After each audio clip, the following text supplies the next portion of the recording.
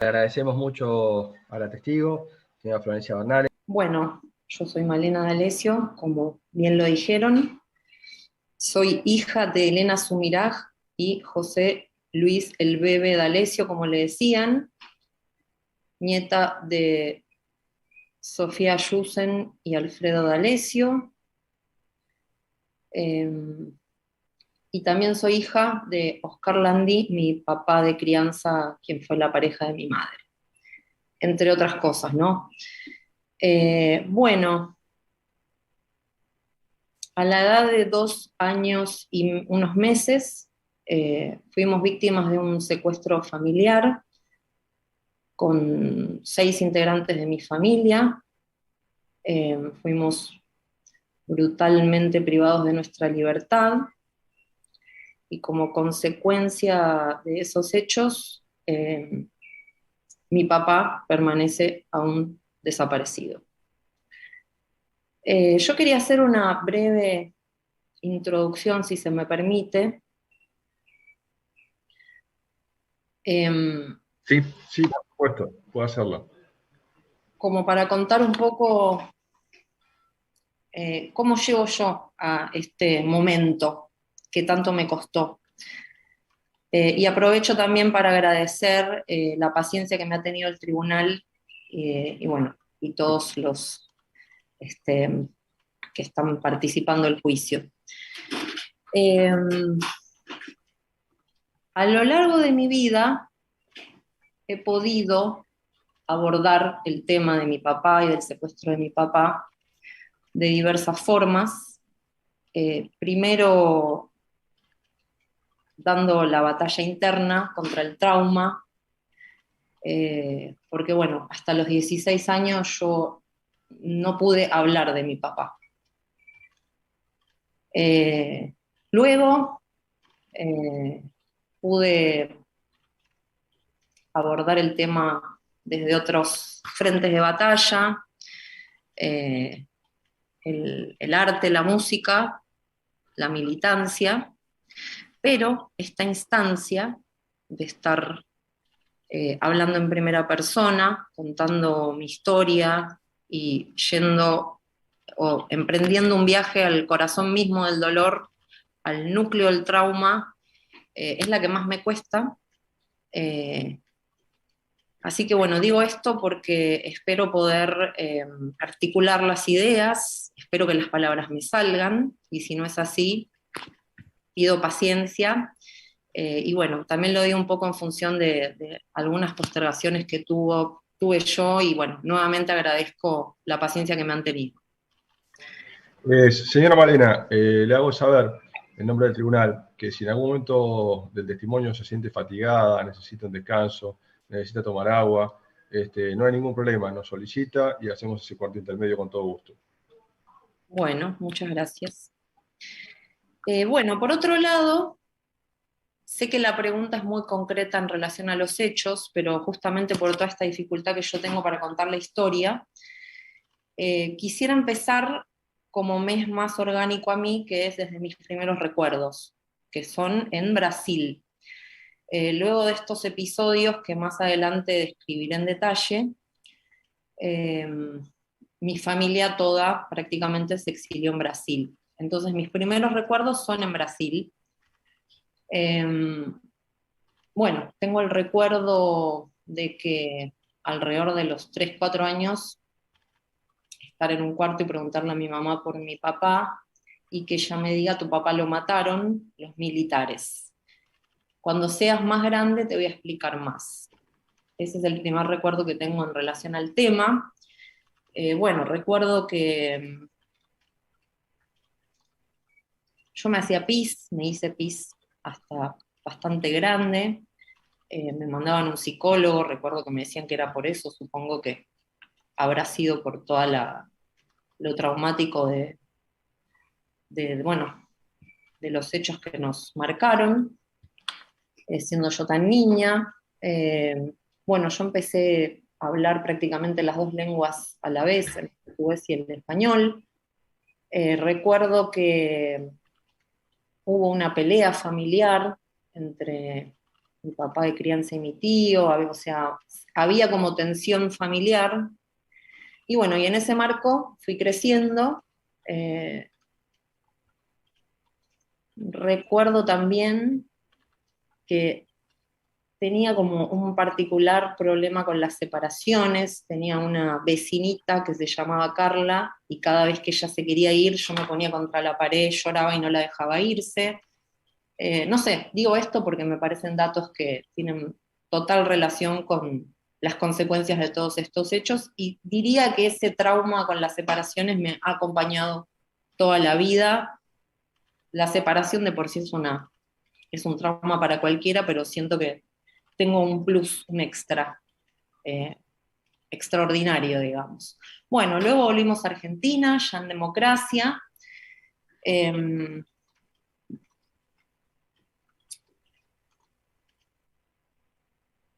Me acuerdo que eh,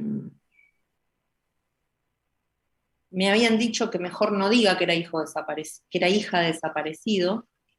Eh, bueno, y el tema se me fue, de alguna manera, eh, se me fue armando como un tema muy tabú, digamos, ¿no? Hacia el interior de mi familia, eh, no es que había una prohibición de hablarlo, pero de hecho no se hablaba mucho de mi papá, con excepción de mis abuelos. Mis abuelos eran quienes me hablaban mucho de mi papá, quienes lo tramitaban de una manera, si se quiere, más natural y sana, porque hablaban, lloraban, me contaban quién era, hablaban con total soltura y naturalidad.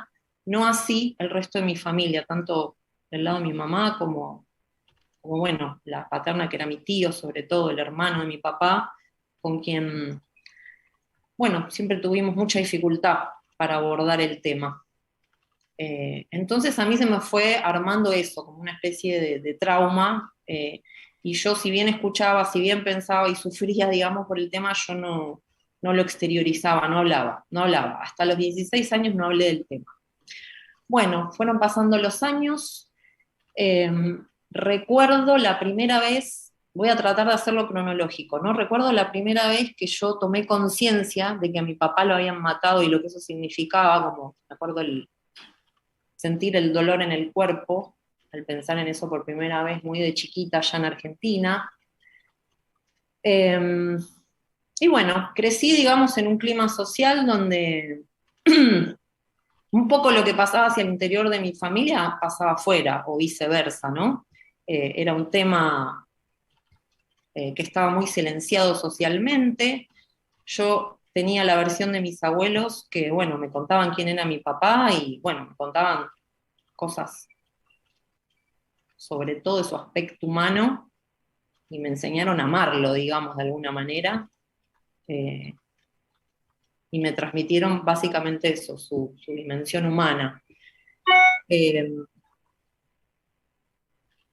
Recuerdo que en ese momento en la televisión habían programas donde se hablaban de los desaparecidos como, bueno, la época, supongo, de la teoría de los dos demonios, donde se los demonizaba, valga la redundancia, donde se hablaba como si fueran vándalos, delincuentes, y bueno, y yo sentía un dolor y una indignación muy grande, y eso fue como acumulándose dentro mío. Eh, un momento que me impactó mucho fue cuando escuché por primera vez la entrevista que le hizo Horacio Berbisky a Silingo, un arrepentido, y contó los vuelos de la muerte. Bueno, me acuerdo de eso, que fue un impacto en el cuerpo, yo me mareaba, y además yo siempre crecí creyendo que a mi papá había muerto, le habían pegado un tiro, digamos, esa era mi imaginario era ese, pero nunca, ni remotamente, yo concebía la posibilidad de que él pueda haber sido torturado.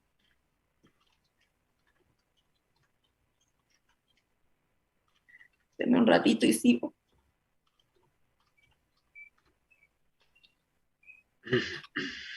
Aprovecho para mostrar la foto, una que está acá, después la mostraré más de cerca. Yo de hecho no, bueno, voy a llorar así, después puedo seguir más fácil. Yo no sabía que la tortura era parte estaba sistematizada, había escuchado algo en relación a eso, pero nunca me lo pude imaginar en relación a mi padre.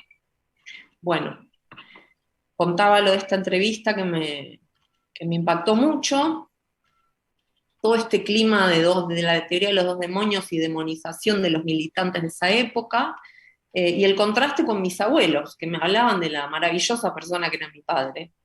No solo de mis abuelos, de casi todos sus amigos con quienes yo no hablaba, pero cada tanto me venían y me decían algo, ¿no? Y mi familia.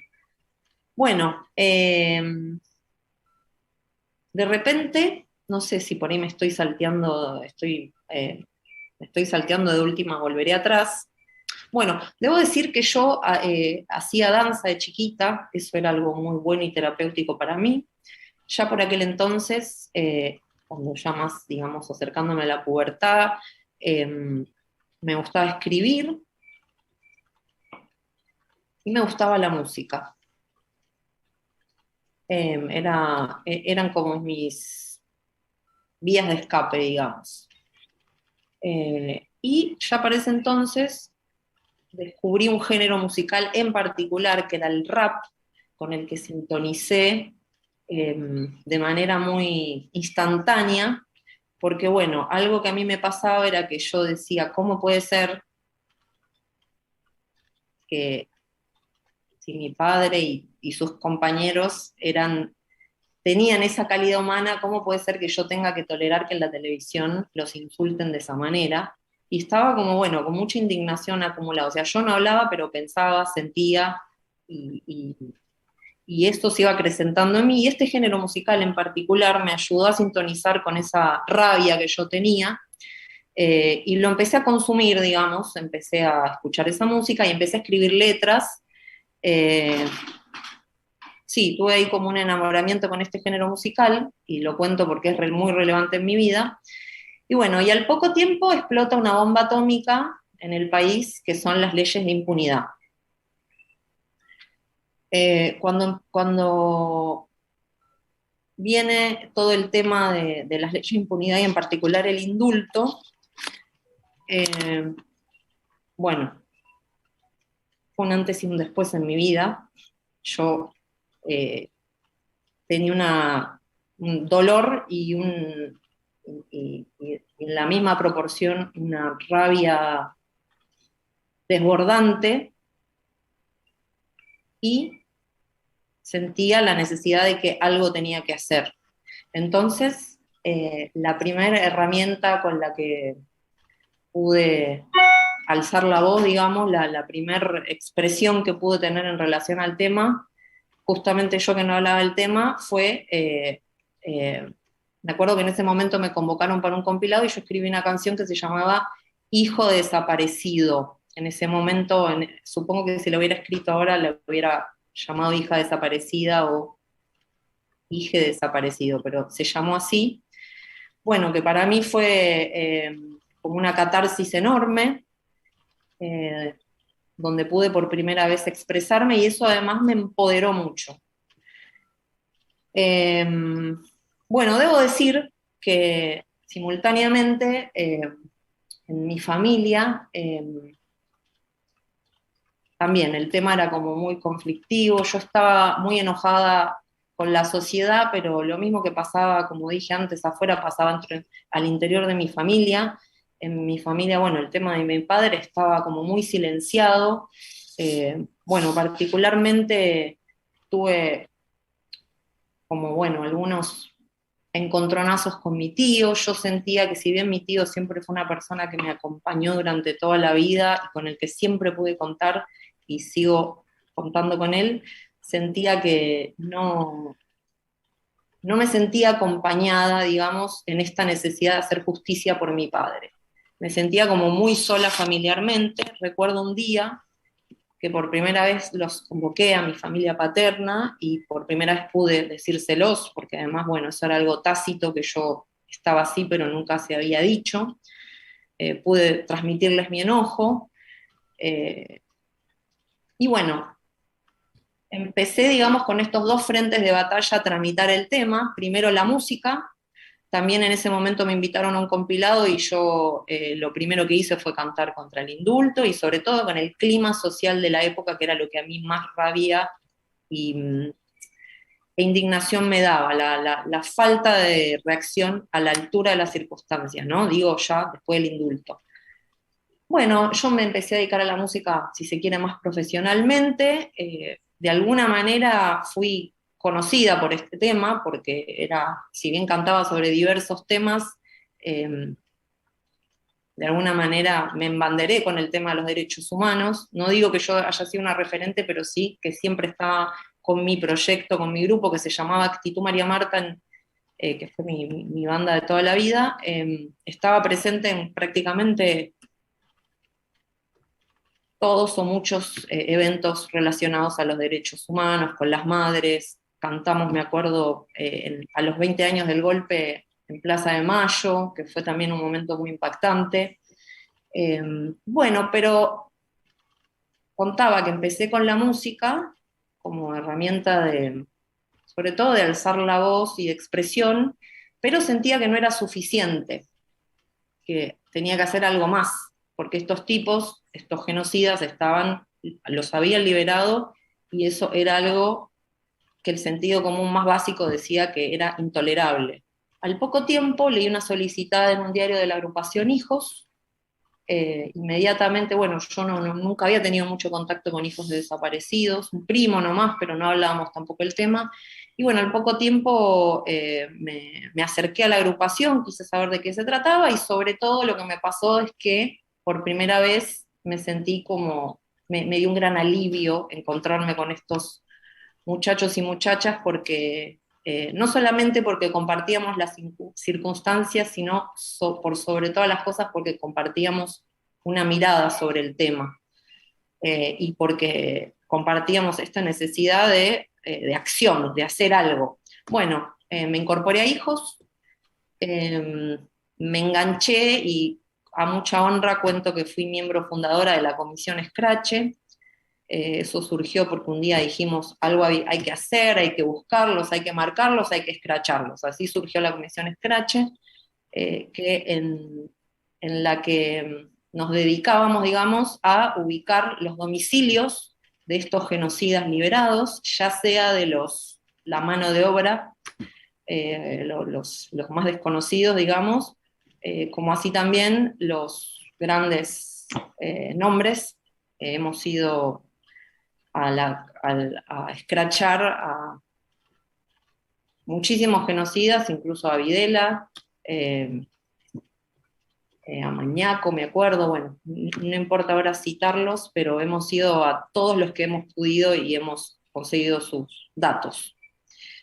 Bueno, eso también fue algo muy empoderante, fue algo que me hizo muy bien psicológicamente. Yo en mi infancia me mandaban así a terapia, pero siento que mucho no me servía, pero esto sí me servía, tanto en la música como en la militancia. Eh,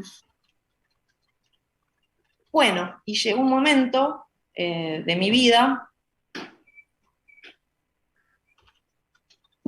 o sea, mientras sucedía todo esto, yo seguía sin, digamos, este manto de silencio en mi familia continuaba, yo seguía sin hablar con mi familia, digamos, de manera suelta sobre mi papá. Siempre mis abuelos me hablaban eh, y yo escuchaba, ¿no? Esto, a pesar de que yo empecé con la música y todo, no había cambiado sustancialmente.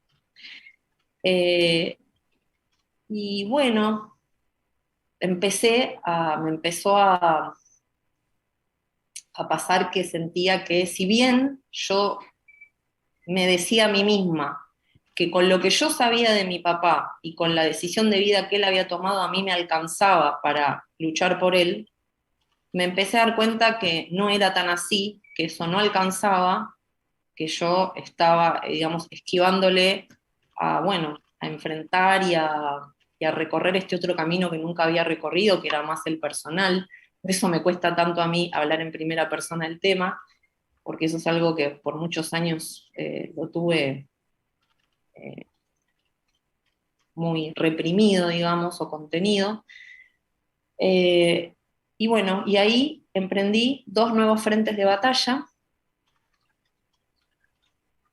Por un lado, tuve la, la suerte de que mi abuela tenga la generosidad de esperar hasta los 100 o 103 años, porque vivió hasta los 105, a que yo me decía hacerle un homenaje a mi papá. Y bueno, una de las cosas que más me presionaban internamente era eso, que yo sí, le quería hacer un homenaje a mi papá, ahora sí más personal, ahora sí a él, con su historia, con sus amistades, con su familia, y yo quería y para mí era muy importante que mi abuela esté. Entonces, bueno, ahí le propuse a mi tío, con quien a pesar de que teníamos tantas dificultades, pudimos organizar en conjunto este homenaje, que se trató de, bueno, de colocar una baldosa, un homenaje eh, con música. De hecho vinieron muchos amigos músicos de distintas partes. eh, Quisiera nombrar a Falta y Resto, que se vino de Uruguay especialmente para participar en el homenaje de mi papá. Y yo también, como me puse con toda con este nuevo recorrido, eh, a falta de no haber hablado tantos años, quise hacer un documental sobre él para el cual entrevisté a todos sus amigos, y, y a familiares, incluido mi tío, incluida mi mamá, incluida mi abuela, y bueno, y emprendí esta nueva etapa, digamos, ya más personal, ya más familiar. Bueno, en el homenaje pude proyectar 50 minutos de este documental, que en algún momento saldrá. Eh, También quiero decir que en algún momento, yendo para atrás, mi primo Francisco, quien dio testimonio en este juicio, también se acercó a hijos y bueno, fue un momento donde por primera vez del lado de mi familia me sentí como mucho más acompañada en esta lucha concreta y bueno, no quería dejar de mencionarlo porque eso fue algo muy importante para mí. Eh, bueno, por un lado entonces el homenaje y el documental, y por el otro lado surgió, ya con la derogación de las leyes de impunidad, la posibilidad de hacer la querella, esta querella que hoy me tiene aquí dando testimonio. Y bueno, ahí por primera vez le pedí a mi tío que me cuente el secuestro, porque bueno, ahí también emprendí toda una investigación en torno al secuestro. Yo no sabía nada del secuestro, yo creí que sabía, pero bueno, en esa primera charla que tuve con mi tío, que ahora por supuesto la voy a contar, y lo dejé para lo último porque esa parte me cuesta mucho, entonces quería poder decir todo esto antes. Eh, bueno, nos juntamos con mi tío en donde vivía en aquel momento, él me lo contó, también entrevisté a mi tío Jorge, quien también fue parte de este secuestro. Yo no sabía que yo había sido parte del secuestro, y bueno, y básicamente quienes fuimos privados de libertad eh, de manera ilegal, fuimos mi tío, por supuesto mi papá, mi tío Jorge, mi prima Florencia, mis abuelos, Alfredo y Sofía, yo y una secretaria de mi tío, que, bueno, contaré ahora en qué circunstancias cayó en este secuestro. Fuimos los secuestrados. Bueno, ahora sí, me voy a entrar en el tema, voy a tomar un vasito de agua. Y nuevamente gracias por la paciencia. No, perdón. Antes de contar el secuestro, que es lo último que voy a contar un poquito sobre la vida de mi papá, porque justamente haciendo el documental y bueno, en toda esta nueva etapa que comenté, descubrí muchas cosas del que yo no sabía, y sobre todo lo voy a contar porque también le da un contexto a por qué y cómo y en qué circunstancias ocurrió el secuestro. Bueno, mi papá, eh, hizo su colegio primario en el Roca, hizo su colegio secundario en el Nacional Buenos Aires, que en aquel entonces, según sé, era caldo de cultivo de la militancia y el activismo político. Una de sus compañeras de secundario, Claudia Faigón, me contó que, bueno, que él estaba en un grupo de estudio donde leían teoría política, y que eso empezó a conformar como una primer célula de la militancia. Sé que al salir del secundario ingresó en la Facultad de Ciencias Exactas, donde si bien cursó alguna materia, su actividad principal era la militancia. Ahí conoció a un compañero amigo que después fue también un referente político de él, que se llama Armando Shapiro, de quien después quiero citar alguna frase que dijo sobre mi papá. Después, bueno, él ingresó a la Facultad de Filosofía y Letras. Sé que, o sea, yo la verdad no puedo hacer una cronología de todas las agrupaciones con las siglas por las que pasó, nunca me dediqué a estudiar exhaustivamente el tema, así que voy a decir más o menos lo que recuerdo y lo que investigué. Sé que estuvo en una agrupación que era independiente, que tenía una línea ideológica más socialista, marxista, digamos, con la que editaban un diario que se llamaba El Obrero. Y bueno, y ya en la Facultad de Filosofía y Letras, él, digamos que estaba con la militancia estudiantil, universitaria, esa era como su tarea principal. Ahí conoce a mi madre, Elena Sumiraj. Bueno, y empiezan a noviar, y sé que a los pocos meses, creo que después de 6 meses, nací yo.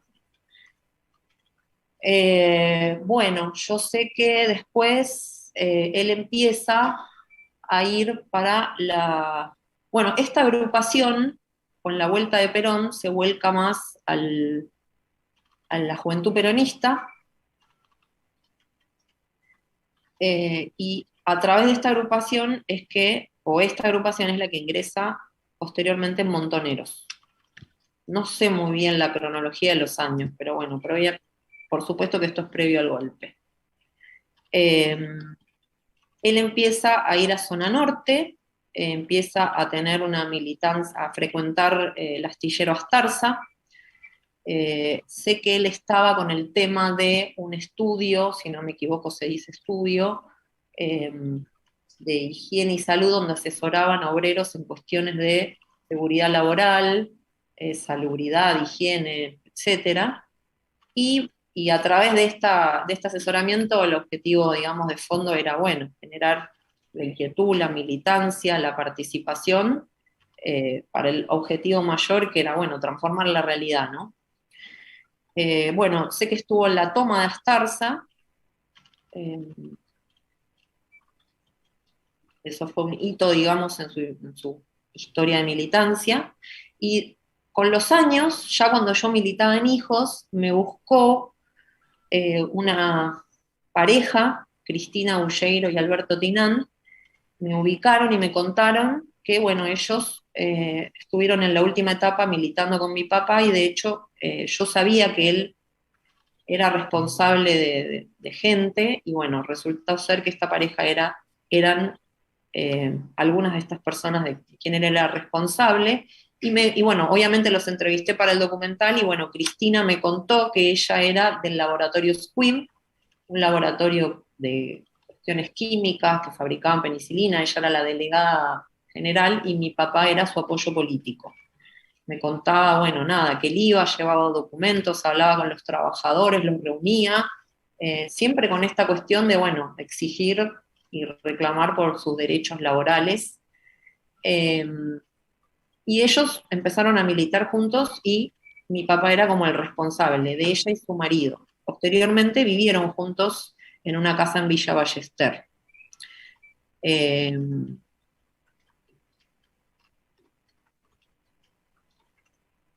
bueno, me parece que ya por esos años, bueno, por esos años mi papá y mi mamá empiezan a tener diferencias, básicamente porque mi mamá no quería asumir los riesgos de la militancia de mi papá y mi papá no quería dejar de militar, se separan.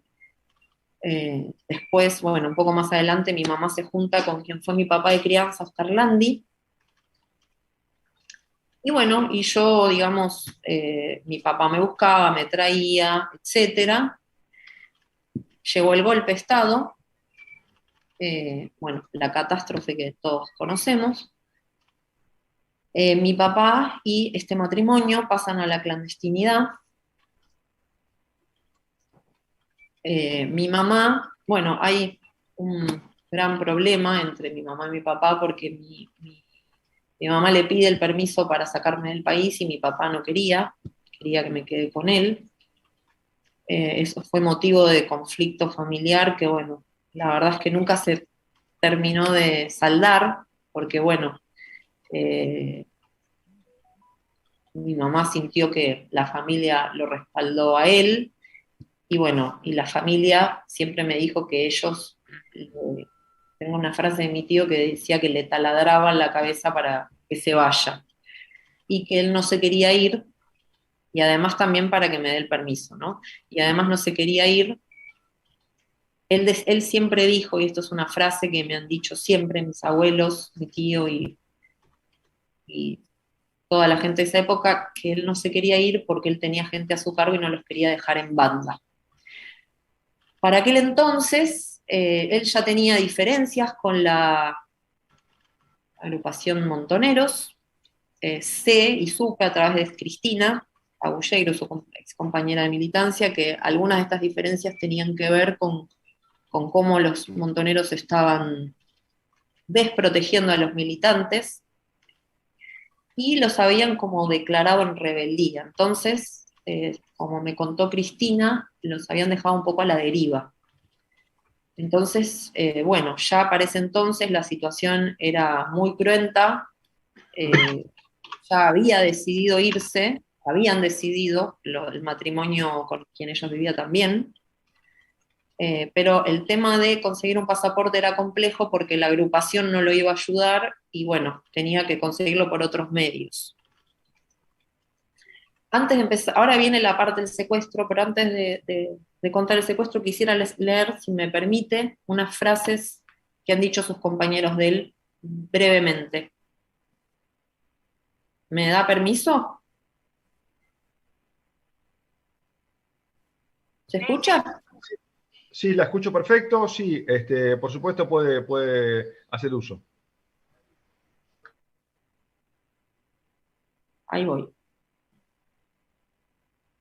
Bueno, por suerte miro las frases porque me estaba olvidando una cosa muy importante, que mi abuela siempre me contó que el inicio de su militancia fue cuando él en el secundario los mandaron a las inundaciones de Quilmes a ayudar a la gente y él volvió muy conmovido y ella cuenta siempre que, y acá sí la cito, que ese mundo le llegó tan profundamente que empezó a tener ganas de militar, de ayudar, etc. Eso lo había dicho mi abuela.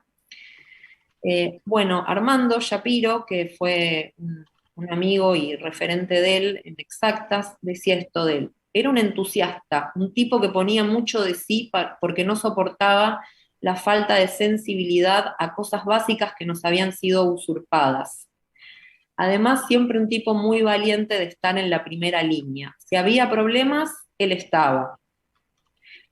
Eh, Susana García, alias La Gallega, decía de él que era uno de esos compañeros que cuando estábamos en verdaderas dificultades, cuando los fascistas nos querían tirotear, le pedíamos ayuda a los compañeros y el bebé no se lo pensaba dos veces.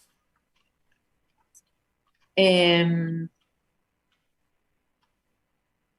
Federico, que no recuerdo el apellido, dijo tenía algo muy singular, un liderazgo muy interesante, era muy convincente humanamente y con esa personalidad imponía algunos de sus criterios.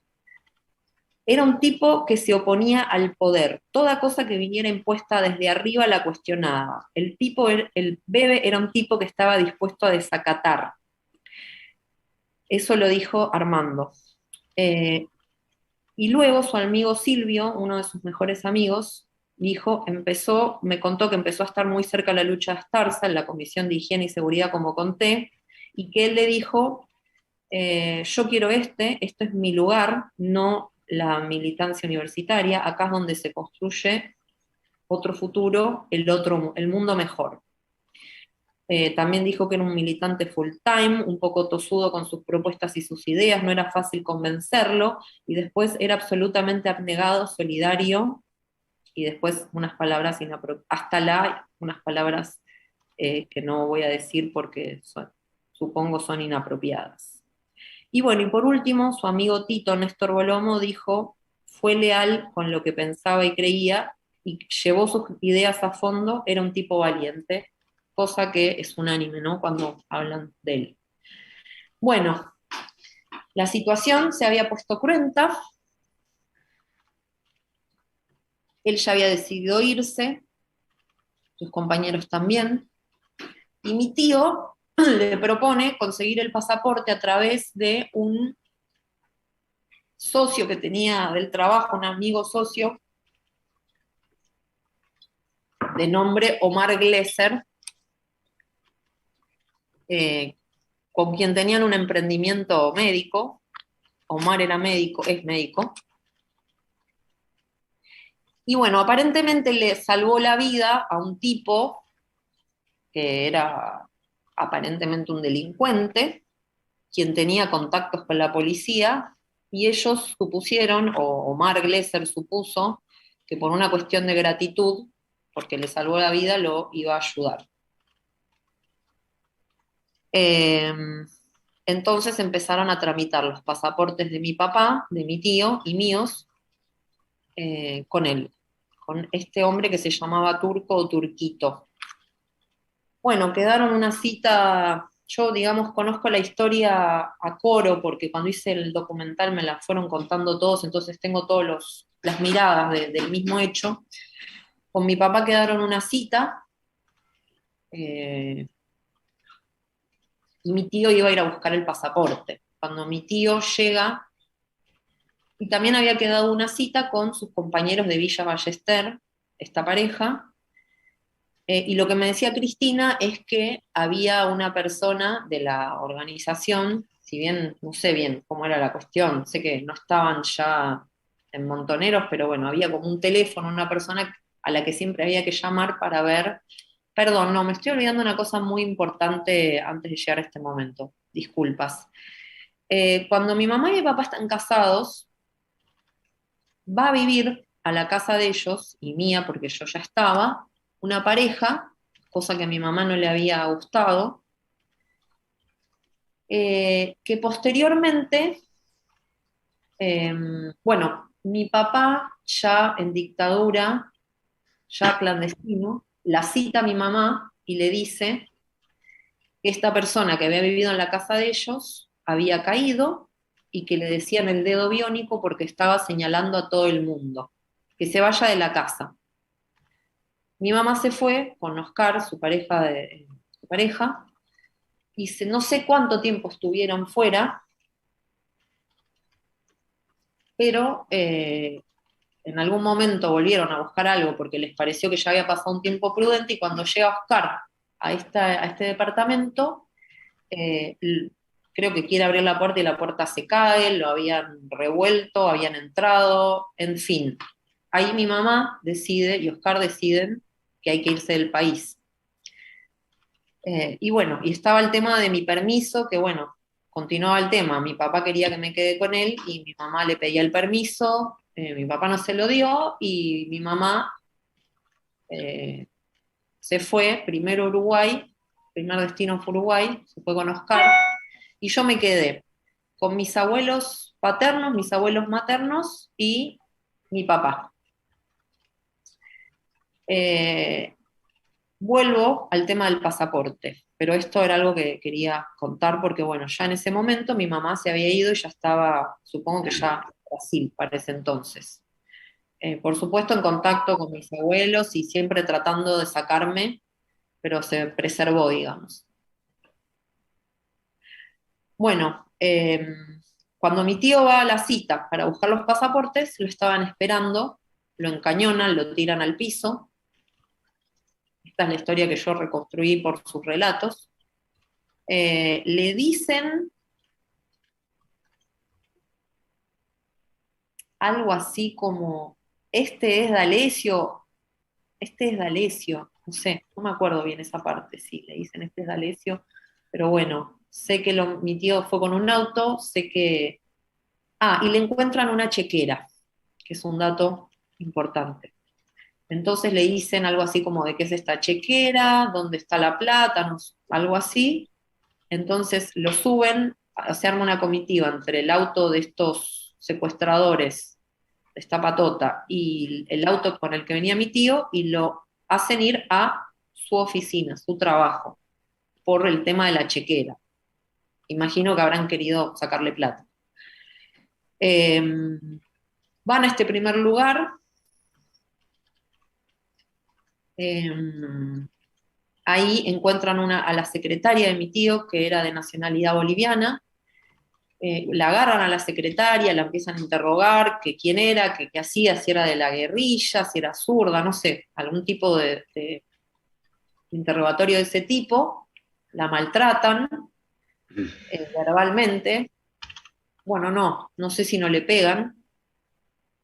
Ella dice que ya no tiene nada que ver, que ya no sabe nada, que por favor la dejen ir, pero la suman a esta comitiva y no me acuerdo ya por qué motivo van a la casa esta comitiva de los dos autos, mi tío, la secretaria y la patota, a la casa de la que era la esposa de mi tío, María Brown.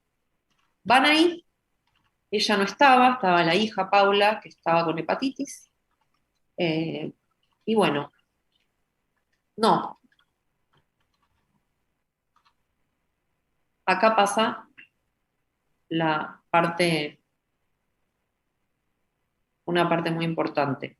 Yo no me acuerdo si de ida o de vuelta a lo de María, en el camino se encuentran con mi papá que venía con un auto trayendo un perro que fue a buscar a zona norte, a Villa Ballester. Cuando lo interceptan a mi papá, lo encierran, lo bajan, lo revisan. Estos tipos dicen, ya le sacamos la pastillita, refiriéndose a la pastillita, imagino yo, de cianuro que tomaban los militantes para que no los agarren con vida. Y mi papá lo incorporan a la comitiva con ese otro auto con el que venía él. O sea que eran tres autos en ese momento, y a partir de ahí, según el relato de mi tío, el que dirige la comitiva es mi papá. Eh, Toda esta comitiva de autos se dirige hacia donde estaban mis abuelos conmigo y con mi prima Florencia. Estaban mis abuelos en la casa de mi tía Berta, la hermana de mi abuela, que creo que la ubicación era algo así por Marcelo T. y Paseo Colón. Bueno, va toda esta comitiva ahí. Y bueno, sé que mi papá sube con uno de los militares. Mi abuela me contó eso, que le tocaron la puerta, que era mi papá con un milico, eh, que él me toma en brazos y me da un beso, supongo que como despidiéndose de mí. Eh, Mi abuela dice que él prácticamente a ella no la miró. Y bueno, ahí los tipos empiezan a revolver la casa, a preguntar si había armas. Estaban mis dos abuelos y estaba mi prima y yo. ¿Qué más? En ese momento empezó a llamar por teléfono Marta, la mamá de Flor, porque creo que vio que había un operativo en la casa, creo que le iba a ir a buscar a Flor y vio y empezó a llamar, y según mi abuela, los tipos le decían, dígale que venga, y según mi abuela ya no le dijo nada, o le dijo, no sé, esa parte no me la acuerdo, pero no fue Marta, y bueno, no sé cómo, me parece que por el mismo motivo de que vio el operativo y estaba su sobrina, mi tío Jorge entró. También tengo un recuerdo que me contó Marta, algo así como que se cruzó con mi papá y no se miraron, no sé, eso lo tengo un poquito confuso. Pero sí sé que Jorge, el hermano de Marta, entró fundamentalmente a buscar a la sobrina Florencia y quedó capturado en este operativo. Entonces, la comitiva se amplió y ya éramos. Mis abuelos, Florencia y yo, nos metieron en una camioneta, creo. Estaban mi papá, mi tío y el tío Jorge, mi tío Alfredo y mi tío Jorge. Estaba la secretaria y creo que nadie más. Ahí nos llevan a un primer lugar, que aparentemente no era muy lejos de ahí. Sobre esto, cuando entrevisté a Jorge, él era, eh, me agarró una laguna, arquitecto, y fue la persona que más me describió los lugares. Él me dijo que cuando entraron al primer lugar habían empedrado, que en el lugar había ruidos de sirenas de barcos, que estaba como cerca del río. Y en ese primer lugar nos pusieron en un cuarto a mis abuelos, eh, a, mi, a mi prima y a mí. En algún momento aparece María Brown, se ve que la quedaron esperándola en la casa y la llevaron. Sé que ella no estuvo detenida mucho tiempo. Parece que nos pusieron en un cuarto. Sé que mi prima Flor eh, tiene recuerdos de eso, pero yo no tengo ninguno. Lo único que sí reconstruí por lo que me dijo mi abuela es que en el viaje hacia ese centro, los tipos le decían a mi abuela, si las nenas preguntan, porque estaban tabicados, si las nenas preguntan, díganles que estamos jugando al gallito ciego. Eso es algo que mi abuela siempre me contó. En este primer centro clandestino estuvimos, no sé si un día entero, pero sé que a la noche ya a mis abuelos, a mí, a mi prima, nos soltaron por Plaza de Mayo. Ahí inmediatamente mi abuela se comunicó con Marta y la vino a buscar. Me acuerdo que Marta siempre me contaba que le volvió el alma al cuerpo cuando la fue a buscar a Flor. Y bueno, y quedaron en el lugar Jorge, mi tío Jorge, mi tío Alfredo y la secretaria. Lo que Jorge me contó de este primer lugar es que tenía una parte de la intemperie y una parte cubierta, que los tenían, no sé si a él o a él y a mi papá, no, me parece que a él como esposados en un caño, en un tubo, en algo como esposados afuera. Y bueno, lo que me contó Jorge es que a mi papá lo tenían muy maltratado, que lo habían golpeado y que algo como que no lo dejaban hacer orinar, digamos, que cuando orinaba lo golpeaban, no sé, algo relacionado a eso, a la violencia contra mi papá. Y a mi tío Alfredo y a mi tío Jorge no fueron tan salvajemente agredidos. Al día siguiente los trasladan a un segundo centro clandestino. Eh,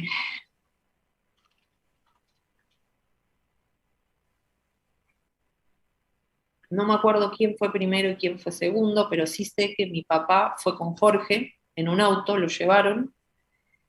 Recuerdo que Jorge me contó que en algún momento del viaje pararon a cargar nafta y que mi papá se empezó a mover como queriéndose escapar y Jorge le dijo, estás loco, te van a matar. Y bueno, llegaron a este centro clandestino, que luego se supo que era el Pozo de Quilmes, porque bueno, después a este segundo centro clandestino también llegaron mi tío y la secretaria, sé que la secretaria estaba en otro sector, en el sector de mujeres, y en este mismo piso estaban mi tío Jorge, mi tío Alfredo, en celdas, ubicados, y sé que mi papá estaba como en el mismo piso separado, castigado, digamos. Estaba más maltratado, sé que no le daban de comer, que hacían como que pasaban alimento para hacerle llegar los detenidos y que estaba muy maltratado. Eh, Sé que mi tío Alfredo y mi tío Jorge hablaron con personas ahí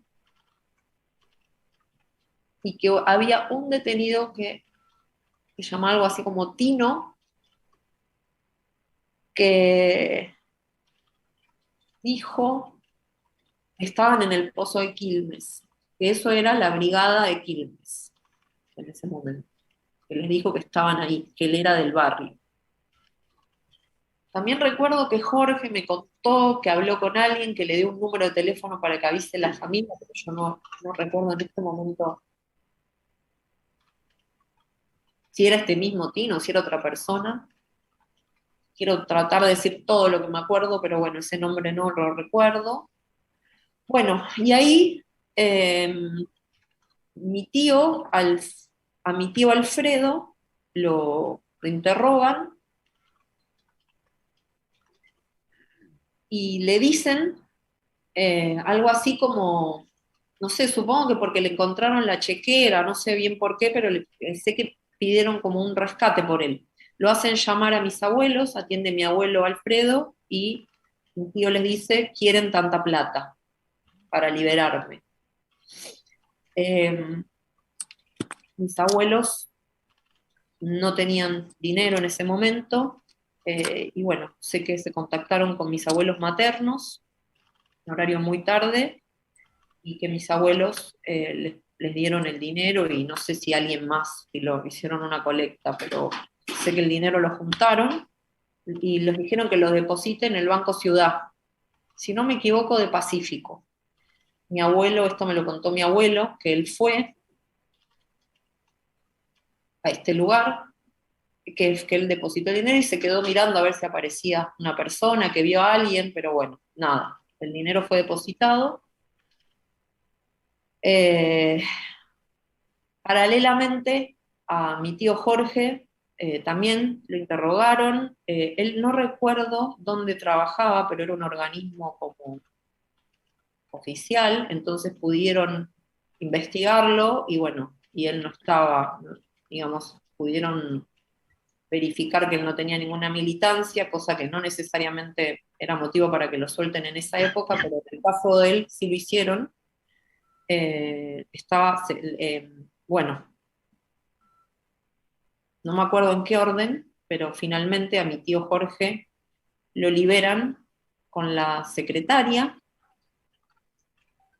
Siempre cuenta que la secretaria, supongo que un poco por la alteración, pedía a gritos la cartera antes de que la liberen. Sé que la pasó muy mal la secretaria, que tuvo contacto con detenidas, incluso con una embarazada.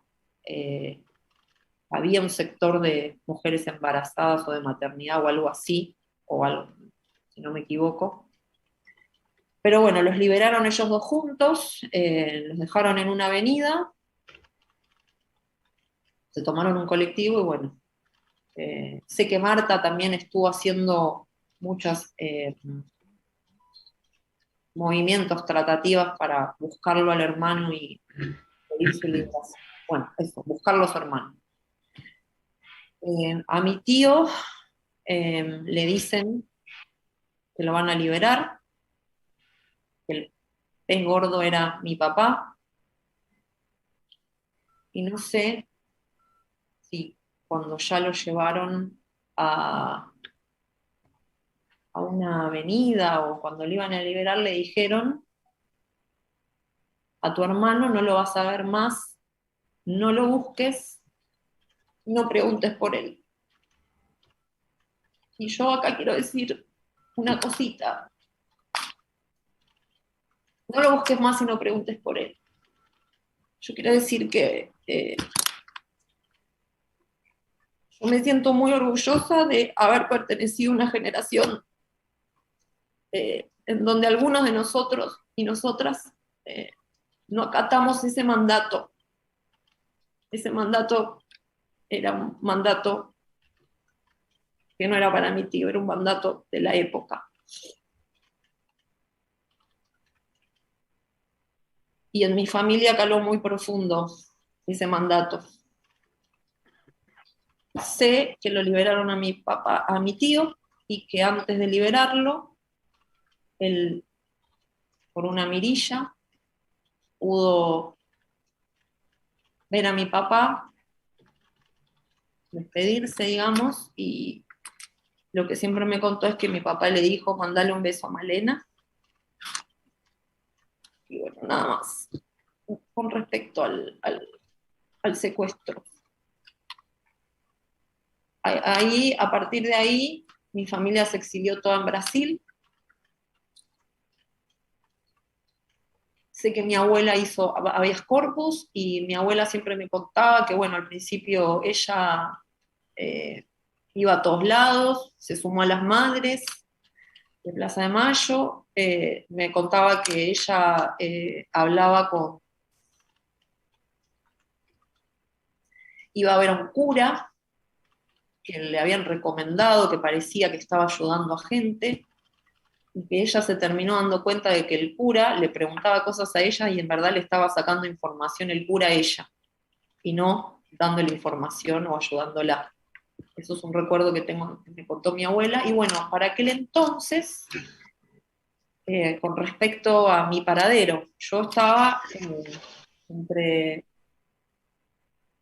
digamos, con mis abuelos paternos, con mis abuelos maternos en ese momento y con mi papá.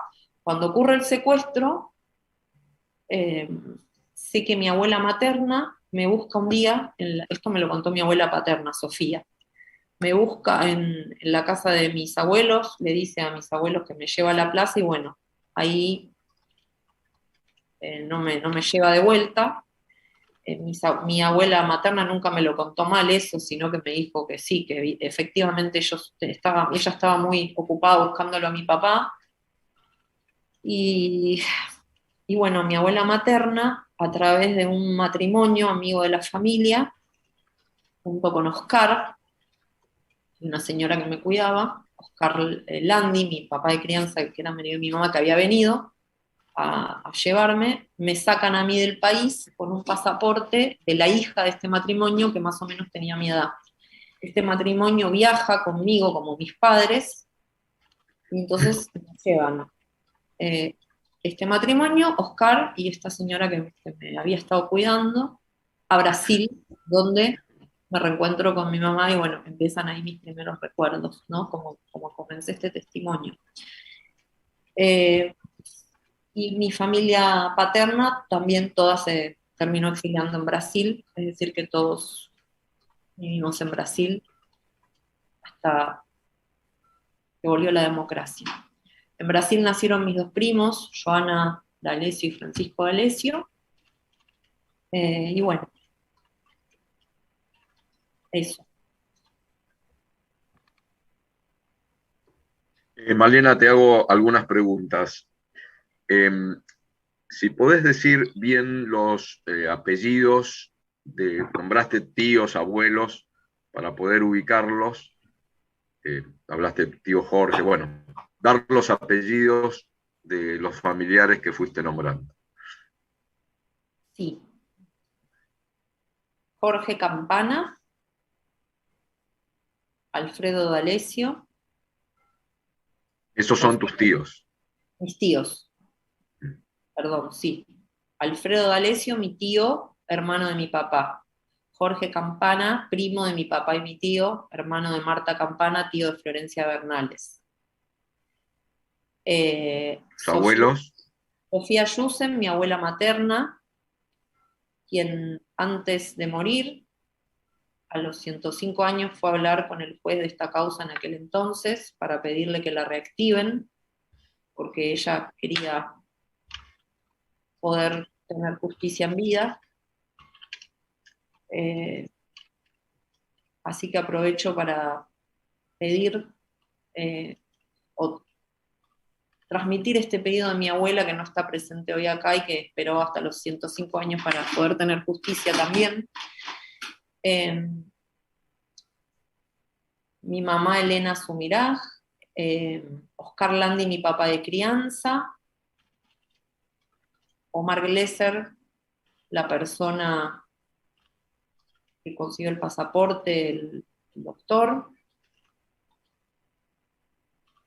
no sé, y Mary, que no recuerdo el apellido, la secretaria, y no sé, no. ¿Y tus abuelos maternos? Y mis abuelos maternos, Rosa Brown, y José Seitune, que era mi abuelastro en realidad, y también quiero decir que mi abuela es víctima fue sobreviviente del genocidio nazi, de campos de concentración, que estaba muy,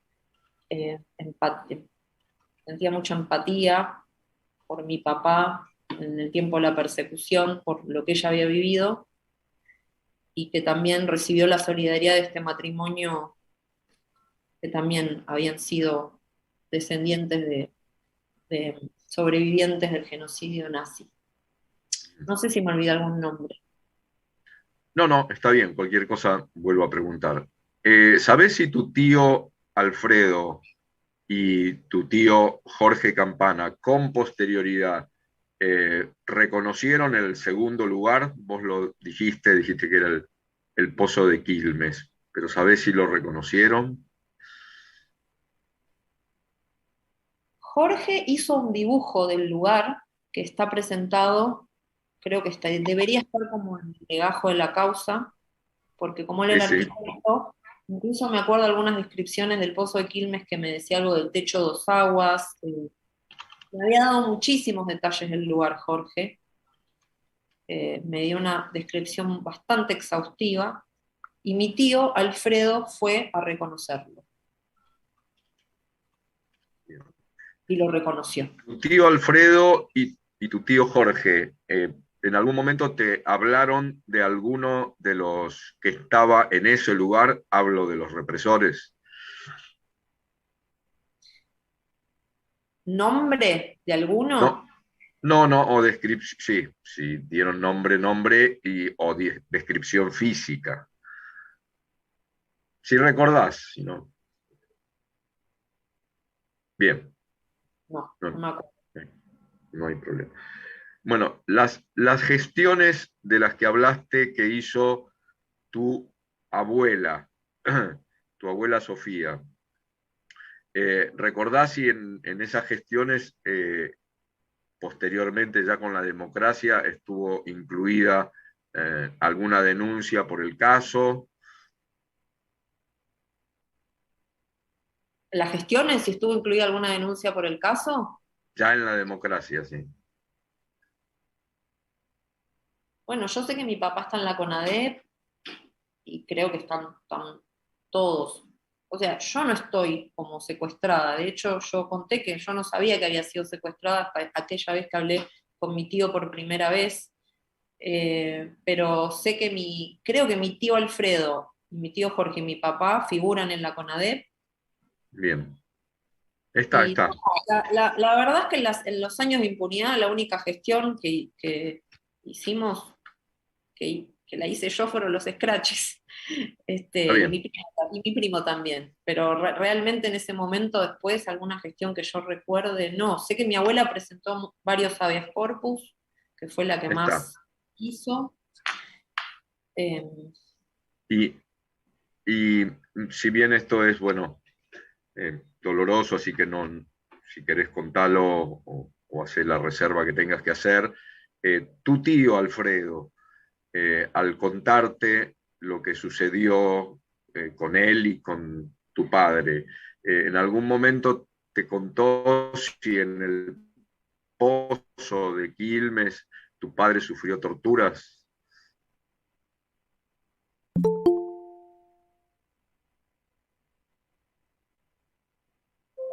Sí, en realidad yo creo que mi tío siempre me quiso preservar de eso, pero cuando él dio testimonio en el tribunal, en la etapa anterior, en la instrucción creo, él dijo, cuando le preguntaron, que mi papá estaba, que lo vio mal, que lo vio golpeado. Mi tío Jorge sí me dijo que había sido muy maltratado, como que estaban ensañados, no me dio muchos detalles. Eh, Me dijo esto del primer lugar, que como que cuando hacía pis lo golpeaban, pero no sé en concreto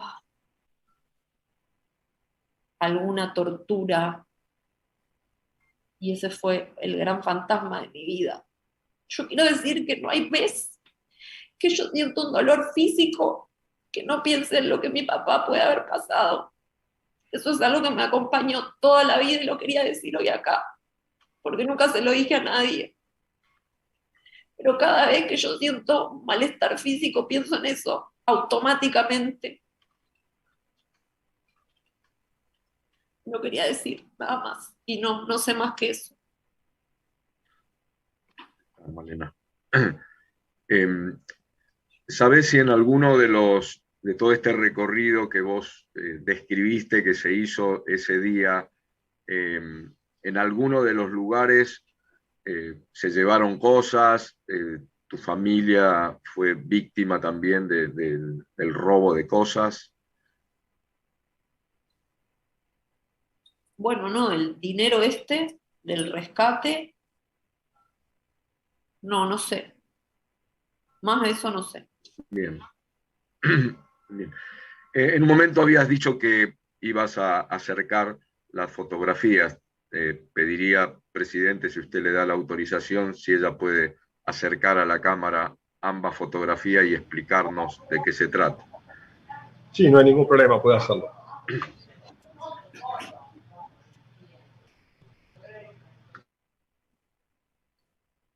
Bueno, este es mi papá con su pose desafiante o canchera, como le digo yo. Esta es una foto.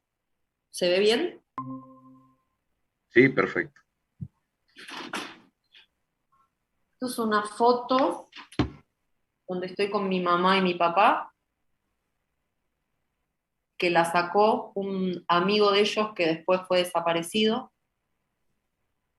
Quisiera acordarme el nombre, pero no lo recuerdo.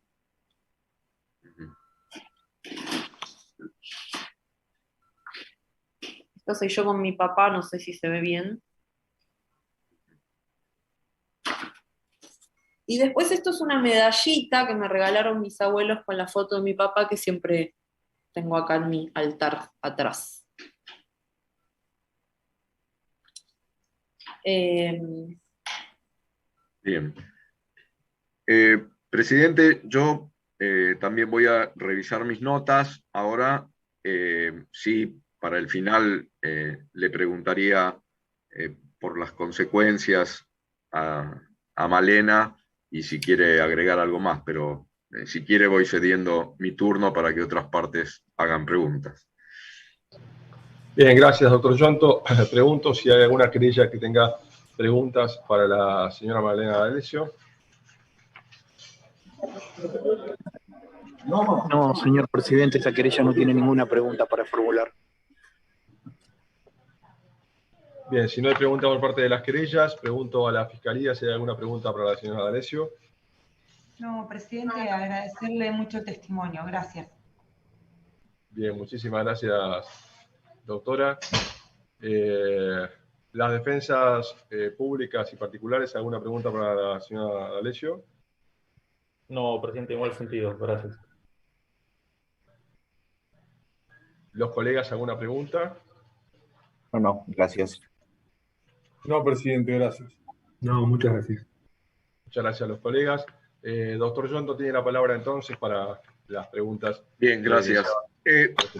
Gracias, presidente. Son dos preguntas. Una es, más allá de que algo en el relato dijo, ¿qué consecuencias dejó todos estos episodios de secuestros y desaparición en Malena? Y por último, Malena, si querés agregar algo más al final de tu testimonio. Bueno, creo que las consecuencias fue todo lo que fui describiendo a lo largo de mi vida. Que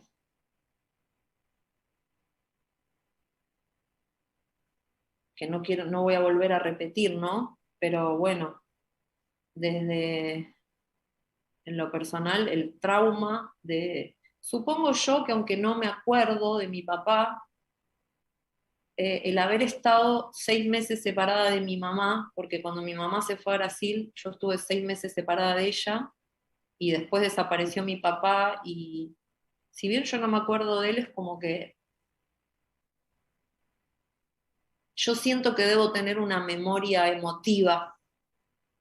Es algo que siento por el sentimiento que me genera, no solamente por la construcción que pude hacer con el tiempo por los relatos, sino porque es algo que de chiquita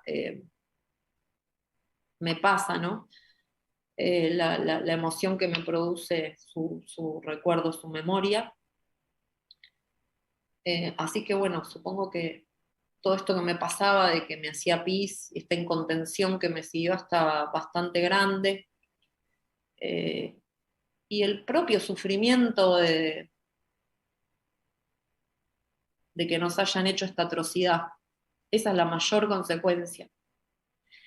El sufrimiento, el trauma, todo esto que yo conté que pasó al interior de mi familia es la consecuencia, porque nosotros deberíamos haber sido una familia que podrá haber tenido un problema u otro, pero no el desastre que hicieron en nuestras vidas.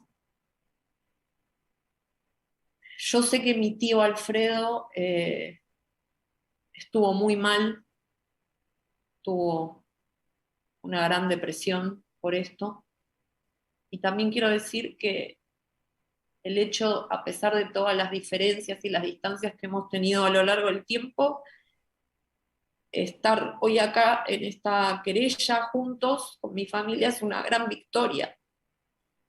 Y yo espero que esto sirva, que espero que las condenas a cadena perpetua de todos estos genocidas también nos ayuden y nos den un alivio a ordenar las cosas, porque haber crecido con la impunidad como telón de fondo fue algo que me hizo mucho daño.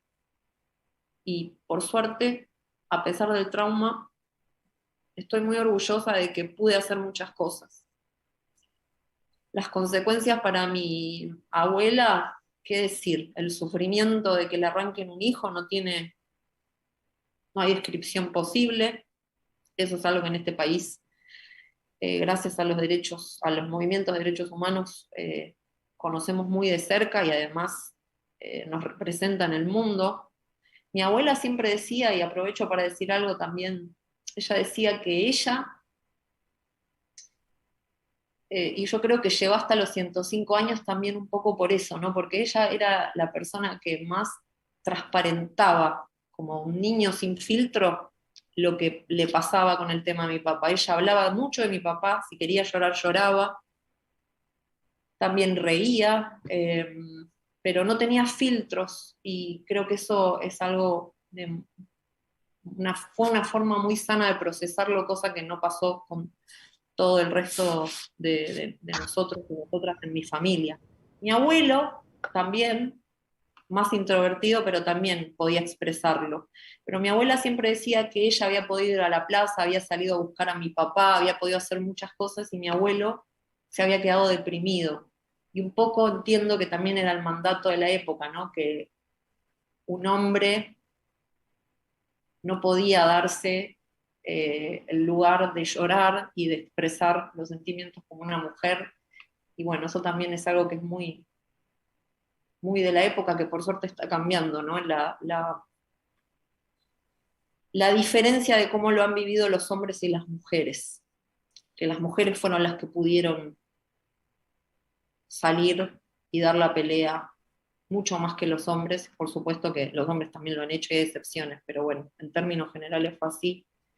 Y después, consecuencias, creo que lo que acabo de decir también, ¿no? Esto que, bueno, yo personalmente, esto que conté de niña, que tenía muchos problemas con las separaciones, que es algo que me acompaña hasta la actualidad, tengo unas dificultades, digamos, siempre una separación es dificultosa, pero en mi caso siento que hay algo, un plus extraordinario, y lo tortuoso que ha sido para mí el no saber y el imaginar lo que pueden haber hecho con mi papá. Es una tortura extendida. Eso.